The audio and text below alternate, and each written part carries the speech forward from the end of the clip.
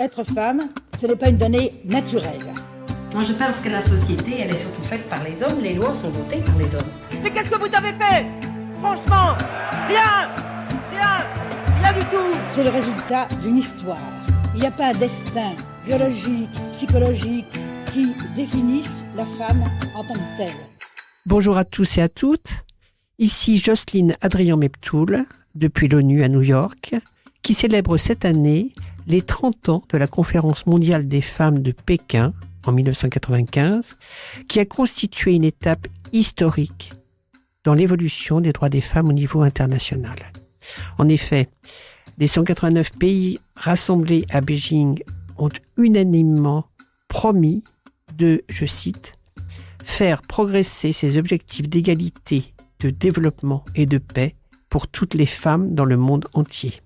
À l'occasion de ses 30e anniversaire, Femmes du Monde et réciproquement a choisi de réaliser sur place, au siège des Nations Unies, une série spéciale de 6 interviews portraits de femmes engagées des 5 continents, avec le soutien spécifique de la Fondation Raja Daniel Marcovici. Aujourd'hui, nous recevons l'Irlandaise Mary Collins, la secrétaire générale du Lobby européen des femmes depuis 1 an, mais qui travaille depuis 30 ans dans cette organisation à différents postes. Donc, chère Mary, merci d'abord d'avoir accepté d'être interviewée dans ce podcast. Pouvez-vous nous expliquer, pour démarrer, ce qu'est le Lobby européen des femmes, parce que c'est une organisation de la société civile extrêmement importante qui regroupe toutes les Européennes du continent européen. Je vous laisse, comme convenu, la parole et je vous laisse surtout vous présenter. Merci beaucoup pour l'invitation. Je suis ravie d'être ici et de pouvoir discuter avec vous aussi par rapport à les droits des femmes dans le monde à l'occasion de l'anniversaire, 30e anniversaire de Pékin, mais également le Lobby européen des femmes, donc qui est effectivement une association de membres avec de la société civile, les associations de femmes qui proviennent de tous les pays de l'Union européenne, plus les pays en voie d'adhésion, comme la Turquie, la Serbie, la Macédoine du Nord, et alors également de l'Islande, depuis cette année-ci, la Norvège, et alors la Moldavie. Donc, en tout, on a également des associations européennes.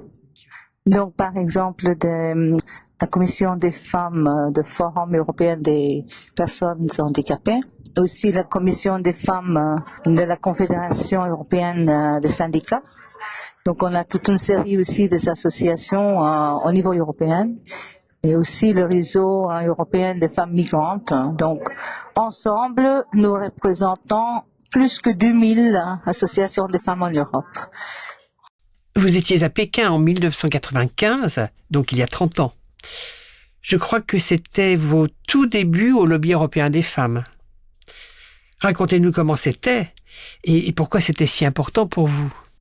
Effectivement, j'ai eu énormément de chance. J'ai commencé à travailler au Lobby des femmes en avril 95 et puis j'ai pu partir avec la délégation de Lobby des femmes au mois d'août. D'abord, on est allé au forum des organisations non gouvernementales qui a lieu à Ouhaiou, une 60aine de kilomètres de Pékin, d'une expérience incroyable. Mais ces 3 semaines qu'on est resté à Pékin, j'ai vraiment des souvenirs incroyables. Et je pense que ça a vraiment eu un impact sur ma vie. Je pense que je suis plus jamais regardé la vie de la même manière. C'était formidable. Il y avait beaucoup d'enthousiasme, beaucoup d'énergie, beaucoup d'espoir surtout, et un énorme consensus parmi les gouvernements, le gouvernement, pas que de l'Union européenne, mais vraiment du monde entier, quoi. On était tous d'accord qu'il fallait avancer les droits des femmes, quoi.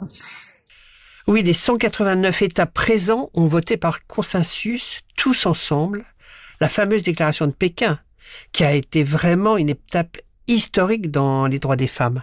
Tout à fait, la plateforme de Pékin, donc avec les 12 domaines identifiés, donc les 12 priorités qui restent tellement d'actualité aujourd'hui, 30 ans après.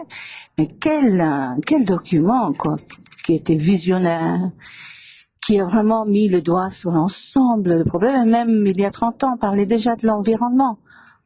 On appelait ça à l'époque l'environnement. Aujourd'hui, on dit climat, mais c'est la même chose, quoi. Je veux dire qu'elle avait déjà identifié tous les enjeux de société. Peut-être l'enjeu, et bon, c'est parce que c'était il y a 30 ans, c'est tout le domaine numérique, qui a pris qui n'existait pas à l'époque. On avait à peine l'ordinateur. Mais voilà, c'est ça aujourd'hui, je pense qui a vraiment révolutionné le monde. Mais pas la déclaration, mais aussi les 12 domaines prioritaires restent tout à fait d'actualité et restent encore quand même. Il faut quand même y travailler, qu'on n'y est pas encore et on fait même, je dirais, plus marche arrière, quoi. Donc, mais heureusement qu'on a ces documents qui nous permettent de nous dire où on va, quoi, et par quoi il faut s'étendre, quoi. Est-ce que vous pensez qu'il a manqué des choses ou bien que c'était quelque chose de complet et qui est toujours pertinent aujourd'hui? Pertinent, absolument, quoi. Il n'y a pas de doute. Peut-être que, oui, même si dans le domaine de la violence, on avait effectivement fait allusion à la pornographie, peut-être pas la prostitution en tant que telle, mais je pense que aujourd'hui, il y a vraiment la marchandisation des corps humains. Et les corps de femmes notamment, et surtout, je devrais dire, la grossesse pour autrui aussi, qui étaient des sujets peut-être qui n'ont pas été assez approfondis. Mais je pense qu'en 30 ans, on a pu voir ce secteur exploser, quoi. C'est la violence à l'égard des femmes. Mais je pense que sinon, il y a un chapitre sur la paix. Et les conflits, la sécurité, etc. Et aujourd'hui, mon Dieu, c'est vraiment tout à fait pertinent. Effectivement, il y a eu la résolution 1325 des Nations Unies sur les femmes, la paix et la sécurité.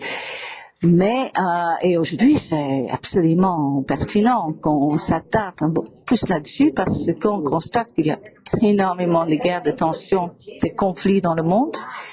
Et que les femmes sont absentes, en fait, des discussions et vraiment de mener des négociations vers la paix, quoi. Et on a vraiment besoin d'aller dans ce sens-là. Ça, c'est urgent, quoi, urgent. Est-ce que vous pouvez nous parler de cette ambiance qui devait régner?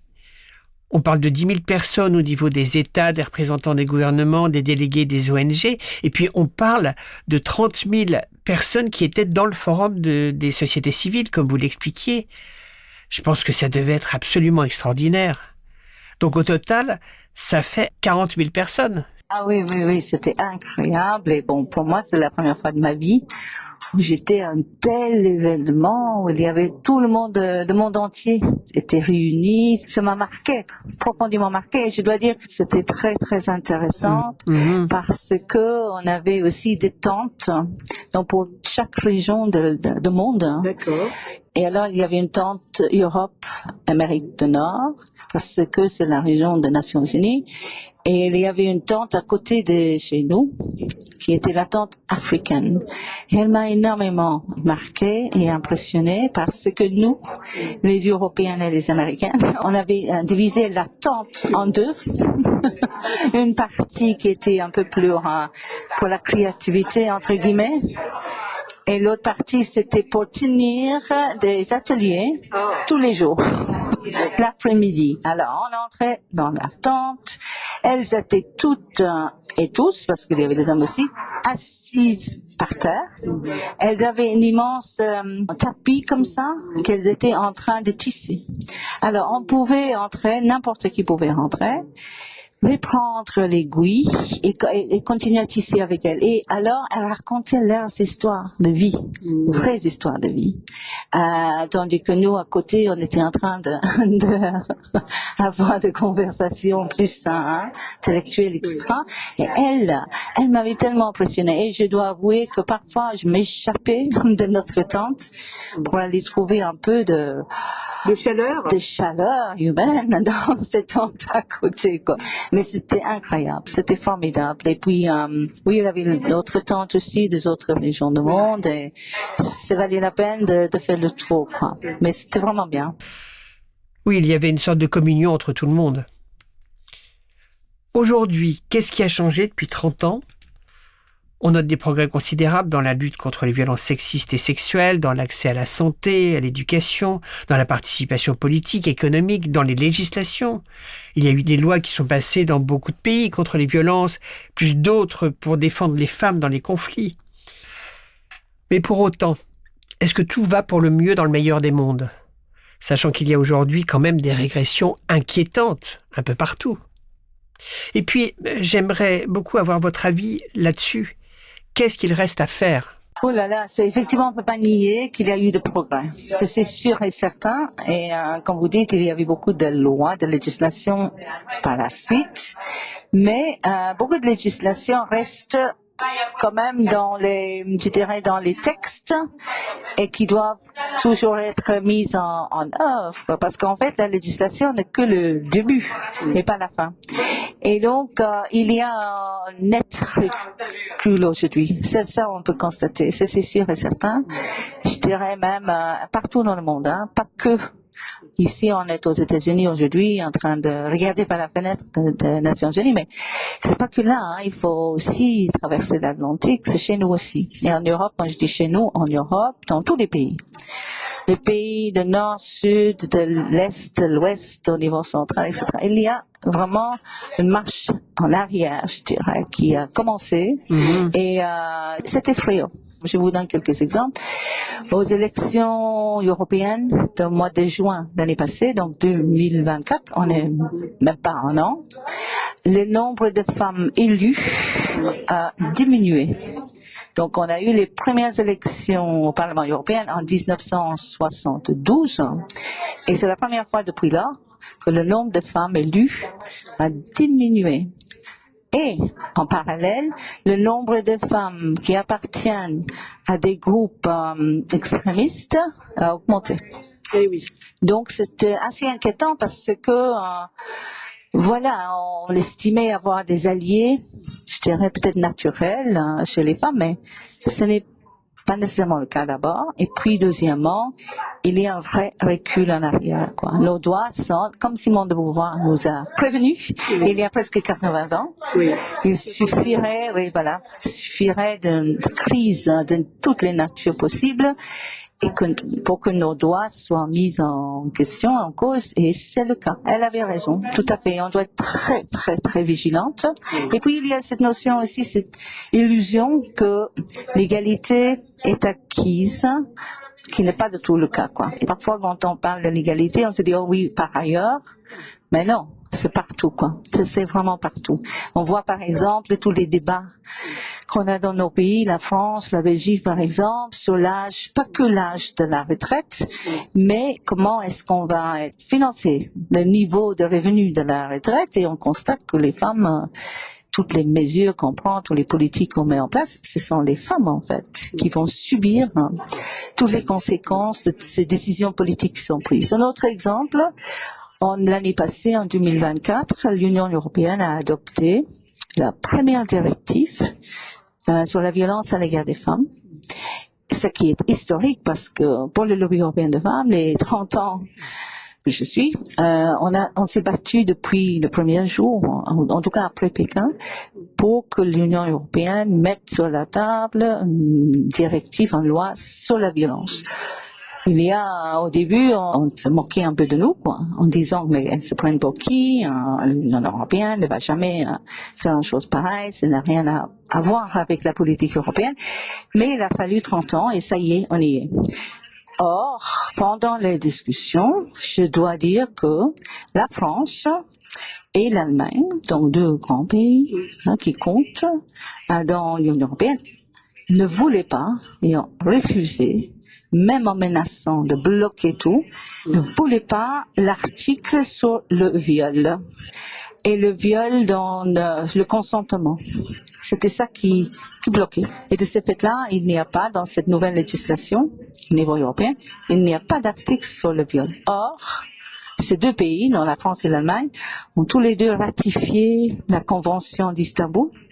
Dans la Convention d'Istanbul, il y a à la fois une définition de viol et une définition de consentement. Donc ça montre bien qu'on est encore très très loin.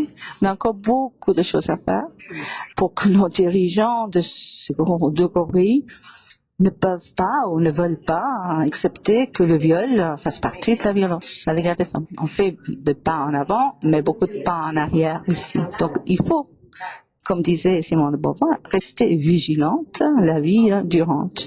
Il y a beaucoup de choses comme ça qui se passent un peu partout. L'accès à l'avortement est acquis, en tout cas existe dans tous les pays, même en Malte, oui. Où si la vie de la mère est en danger, l'avortement peut être admis, mais c'est l'accès. En fait, en Irlande, il y a eu un référendum il y a quelques années, à peine 5 ans, donc un pays qui a, franchement, qui a vraiment fait une immense évolution. Mais je sais qu'aujourd'hui, l'accès réel à l'avortement est toujours très difficile. Donc il y a des choses comme ça, des subtilités dans les lois aussi qui font que dans la mise en œuvre de lois qui franchement reste encore quelque chose de très réel et qu'il faut être vigilante. Effectivement, la vigilance, elle est obligatoire partout, dans tous les domaines qui concernent les droits des femmes. Chère Mary, qu'est-ce que ça vous fait d'être ici à l'ONU 30 ans plus tard en tant que féministe, même si vous êtes venue régulièrement à la commission du statut des femmes? Oui, donc c'est toujours un moment, je crois que je viens pour avoir de l'énergie, parce que tout ce qui se passe ici est vraiment plein d'énergie. Et puis, ça nous donne la possibilité à la fois d'être en partenariat avec des femmes d'ailleurs, donc d'autres continents. On a l'occasion de faire des ateliers ou des side events, on appelle ça comme ça ici, mais avec les femmes d'ailleurs, Et c'est ça qui est formidable. Et puis, on se rend compte que finalement, il y a très peu de différences, que les femmes dans le monde entier partagent les mêmes expériences de vie, Le patriarcat est bien ancré et les stéréotypes liés aux gens, les écarts au niveau de rémunération, de la retraite, la pauvreté, et maintenant, je dirais, on peut ajouter à ça l'écart numérique, que ça existe, c'est bien réel et que le pouvoir patriarcal essaye vraiment de garder bien ses pieds enracinés dans ce monde. Et alors, ici aussi, ce qui est vraiment très bien, c'est qu'il y a tout le monde. On a l'occasion aussi de rencontrer nos décideurs politiques et alors c'est ça qui est formidable. L'accès à décideurs politiques est vraiment très bien. La France, par exemple, la ministre, je sais que la ministre de l'égalité, elle était ici ou elle est encore là pour l'instant. Au niveau de l'Union européenne, par exemple, la commissaire qui vient d'être nommée au mois de décembre l'année passée. Donc, on donne un accès assez direct et donc on peut effectivement s'engager avec et on peut les rencontrer et on peut partager nos préoccupations avec et puis les autres ministres par exemple, sachant que la France était je parle de la France, mais aussi l'Allemagne, très réticente et même hostile à l'article sur l'avortement. Ça nous a donné l'occasion aussi de discuter avec les autres pays, des décideurs des autres pays pour vraiment pour mettre pression, Des choses comme ça. Et donc, par exemple, je veux dire, la nouvelle commissaire européenne, donc Adja Labib, elle vient de commencer au mois de décembre et elle vient de publier un vendredi passé, dans le jour avant la Journée internationale des femmes, le 7 mars, elle a une feuille de route pour les droits des femmes en Europe. Et même, mais je trouve que c'est super important à ce stade-ci parce que par ailleurs, on voit que beaucoup de gouvernements et tout font vraiment marche arrière. Ou sont même hostiles aux femmes. Mais dans cette feuille de route, il y a un vrai engagement pour garder les droits des femmes au cœur du projet européen. Et je crois que on est aussi à un moment où on peut être peut-être même poser des questions par rapport à notre projet européen et tout. Et donc, c'est vraiment important que les droits des femmes restent au cœur de ce projet et qu'il y a pas que la commissaire, mais aussi la présidente de la Commission européenne qui soutient. Et là-dedans, si je peux me permettre, donc c'était 8 principes. On fait référence aux droits sexuels et reproductifs, sans mentionner l'avortement, mais c'est déjà un grand pas. Et on reconnaît le féminicide et la violence numérique, et aussi d'être cohérente aussi par rapport à ces politiques à l'intérieur de l'Union européenne et vis-à-vis de l'extérieur. Donc on voit un continuum dans ces politiques, ces engagements par rapport à ça. Autre chose qui est très important, parce que nous savons que l'argent c'est le pouvoir, et donc on demande d'intégrer une perspective de femme, qui est quand même le concept de Pékin il y a 30 ans, dans toutes les politiques, et surtout je dirais dans les politiques budgétaires et financières, parce qu'il faut qu'on puisse savoir à quoi sert, est-ce que notre argent public sert à réduire les écarts entre les femmes et les hommes, parce que c'est ça les valeurs, quoi. Et donc il y a tout ça qui est dedans. Maintenant, la Commission va aussi inviter tout le monde à contribuer. Donc, j'invite aussi les auditeurs, les auditrices qui écoutent ceci, aussi de participer, parce qu'il va y avoir une consultation publique pour avoir une nouvelle stratégie sur l'égalité entre femmes au niveau européen, mais qui aurait un impact aussi au niveau national. Donc, c'est un outil aussi pour mettre pression, pour qu'on puisse être en solidarité aussi à travers l'Europe et à travers le monde, quoi. Il faut pas rater ces occasions, parce que c'est comme ça qu'on va se faire entendre et que on puisse exprimer notre ras-le-bol aussi que les choses vont en marche arrière, quoi. Selon vous, quelle est la chose à laquelle il faut s'attaquer aujourd'hui et pour les 30 ans à venir? Effectivement, on peut avoir une liste de tout un série de choses. Mais moi, je pense qu'on est ici maintenant aux Nations Unies aujourd'hui, et je pense que le multilatéralisme est très, très important. Absolument. Et c'est ça qu'il faut absolument maintenir. La Commission des femmes est un mécanisme institutionnel qu'il faut absolument soutenir.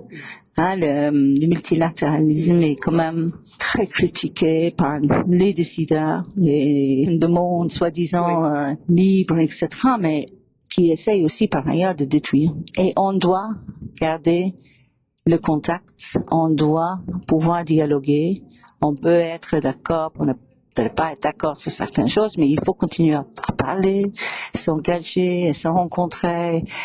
Et ça, pour moi, je pense que ça, il faut être vigilant aussi, parce que ça pourrait disparaître. Et c'est ça que je souhaiterais voir renforcé dans les années à venir.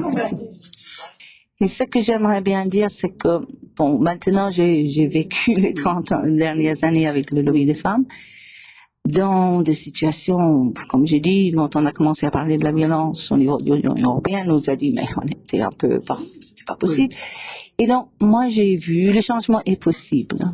Mais parfois, il faut de la patience, et il faut de la détermination, et il ne faut jamais abandonner. Et je pense que petit à petit, on se tient les mains des unes et des autres, et on peut arriver. Et j'y crois vraiment. Et voilà, c'est ça que j'ai envie de donner une lueur d'espoir. Et en tout cas, je vous remercie. C'est moi qui vous remercie beaucoup, Mary Collins, pour l'étendue de vos compétences et la profondeur de vos convictions sur les droits des femmes. Nous étions donc à l'ONU avec Mary Collins, secrétaire générale du lobby européen des femmes. À bientôt. Vous venez d'entendre le podcast Femmes engagées, produit par Femmes du Monde et réciproquement, qui offre un micro aux femmes engagées partout dans le monde afin de faire entendre leur voix en toute liberté. Ce podcast a été réalisé depuis les Nations Unies à New York. Merci à notre partenaire exclusif, la Fondation Raja Daniel Marcovici. Merci à toute l'équipe de Femmes du Monde et réciproquement.